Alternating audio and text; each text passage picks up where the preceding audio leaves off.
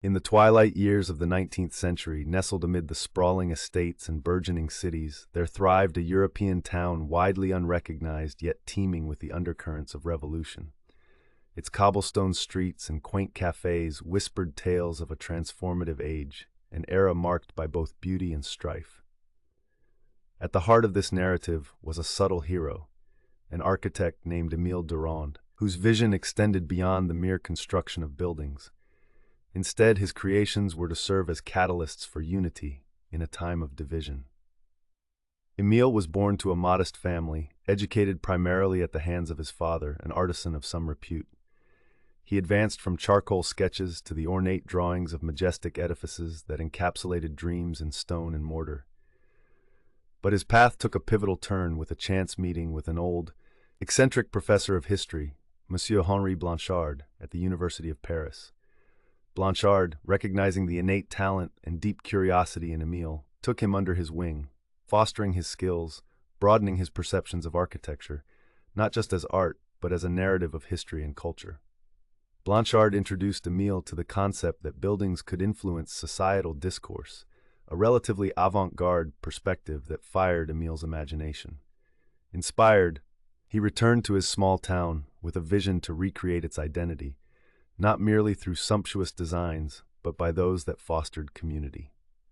His first commission was the town's old library, a crumbling edifice that stood as a silent, forgotten monument. With scant resources but abundant creativity, Émile set about drafting plans that maintained the old charm while infusing modern vibrancy. He opened up walls, added large glass panels bringing natural light, and designed open spaces that encouraged interaction. The renovated library quickly became a hub of community activity, a testament to history's dialogue with the present. News of this transformation spread, slowly yet pertinaciously.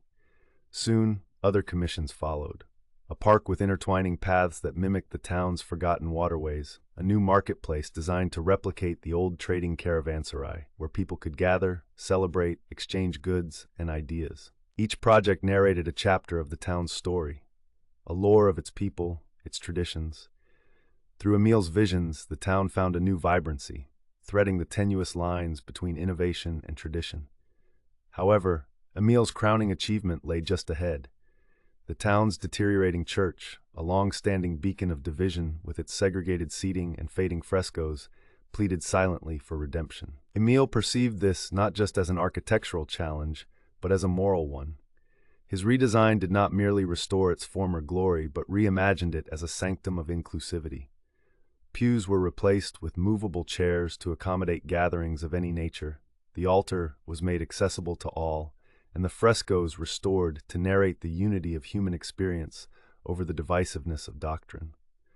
The re-inauguration of the church was a spectacle of unity, drawing crowds that blurred the lines of class, belief, and status. Émile looked on, his eyes reflecting the stained glass narratives, realizing his role was not just that of an architect, but as a silent historian who rebuilt frameworks, not just with stones, but with ideals. Years later, Émile's contributions became chapters in academic textbooks, his methodologies taught in universities, his philosophy integrated into the broader spectrum of architectural studies. But more significantly, the heartbeat of a small town had altered, syncing rhythmically to a dance of unity, echoing the silent hymns of an architect who dared to envision change. As twilight settled upon the horizon of his life, Émile Durand remained a humble emblem of transformation, his legacy etched not in the grandeur of structures, but in the silent moments of a community's heartbeat.